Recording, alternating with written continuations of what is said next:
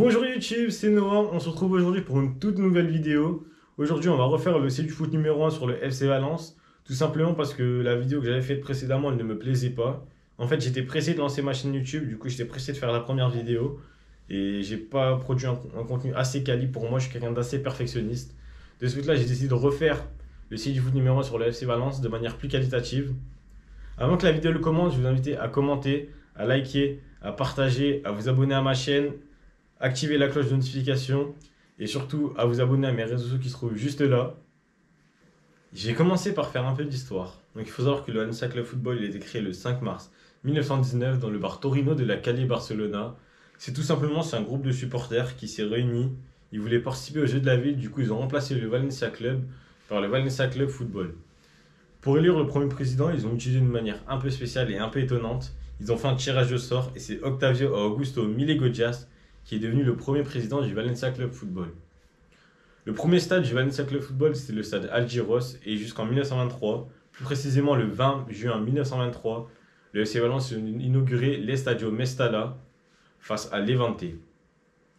Maintenant, je vais vous parler un peu des maillots. Il faut savoir que le maillot domicile du FC Valence, il est soit de couleur noire et blanche, soit de couleur orange et blanche. Et le maillot extérieur, il est soit orange et bleu, ou alors jaune, rouge et bleu.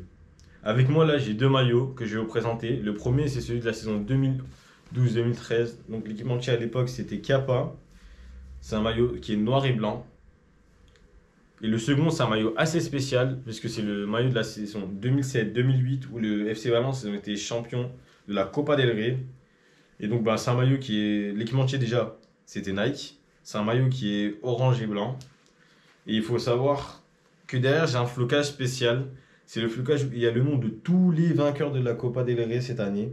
Il y a aussi le nom de l'entraîneur. C'est un flocage anniversaire. Il n'y a pas beaucoup de monde qui l'ont eu. C'était édition limitée. Ensuite, je vais vous parler d'un truc qui vous a sûrement intrigué. C'est sur le logo.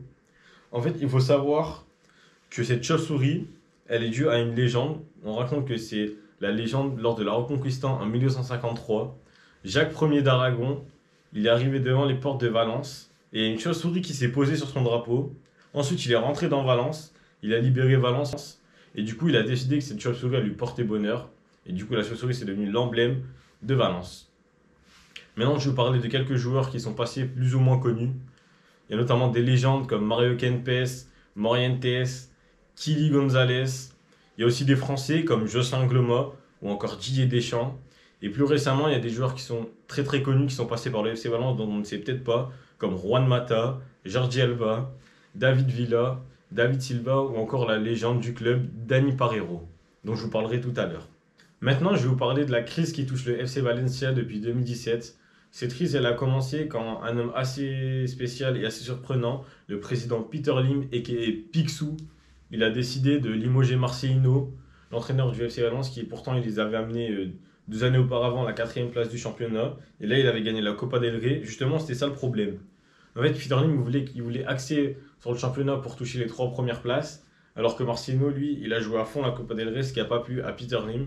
Du coup, il a limogé. Cette décision, elle a rendu fou le directeur sportif Matteo Almani et le directeur général Pablo Longoria.